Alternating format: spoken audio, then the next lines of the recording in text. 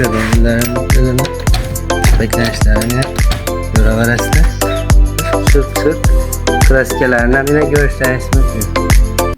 Assalamu alaikum hürmetli abunəçilər. Yine zakaslı temir eşik darvazalarımız tayar oldu. Görüp bahasını bərabərəslə. Arzuma bir mehnətimiz qadırlab bir like'larını basıp kanala abone olup qoyuşunu unutmayınlar. Görüp güzel bərabərəslə. Bu iş kimsə gələr olmasaq necə basıp işledik bunu. Zamoklarım yine şahana 5 kildə zamok yine argina.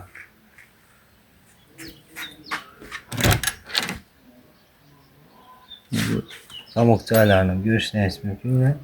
Şöyle illerin dilini beklenişlerine yine göre verəslə. Yazaz onlara üstü aşağı 40 yıldır. Bu eşkimizde narxına gələ donbosak 1.100.000 so'mga ishlab turadik. 1 millionni ishlab beramiz buni. Materiallarım kalın materialdan işlengen en full'u.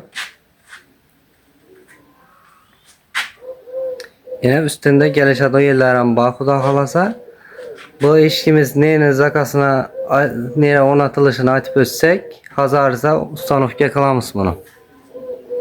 Bu kepelek eşkimize geladigan bo'lsak bam neceke basıp işlendi. Zamoklarım yine 5 kilit zamok. Ne kullap çaylarına göre verəslə.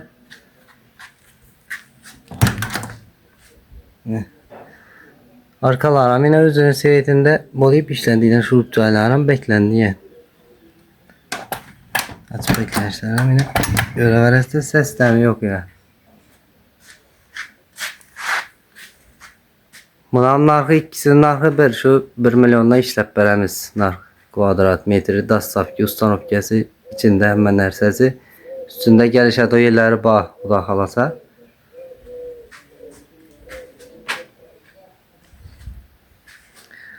Bu kepelek eşkimizde ustanovka qiladigan yerimiz Xanqa tumanida ustanovka qilamiz bunu. Bu darvozamizga keladigan bo'lsak yine bu yani bunun zamokları şu 5 kilit zamok.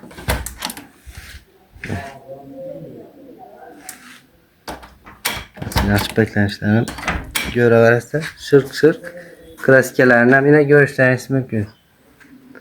Çok yoluyup işlendi. Kullapçalarından yine göre verəslə. Bu eşkimize gələn olsak yine ikisi bir yere ustanovka kılınadan. Bunlar Karakalpakstan Respublikası Biruni tümenine ornatamız buna.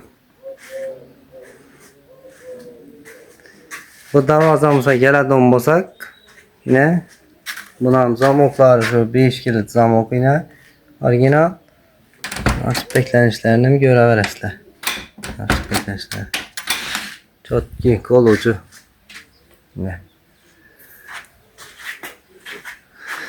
Bu darvazalarımızın narxlarını aytıp ötsek kvadratının 850 so'mga işlep duraydık. 800 so'mga işlep beremiz bunu. Dastavka ustanovkası hemen nərsəsi içinde şunun.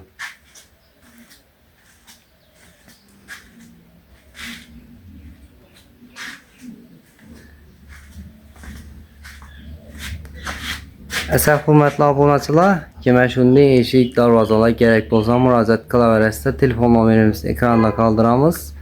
Dastavka xidmətlərimizdən aytıp ötsək şöyle Xarəzm, Karakalpakstan boylab yetkəzib bəriş beypul.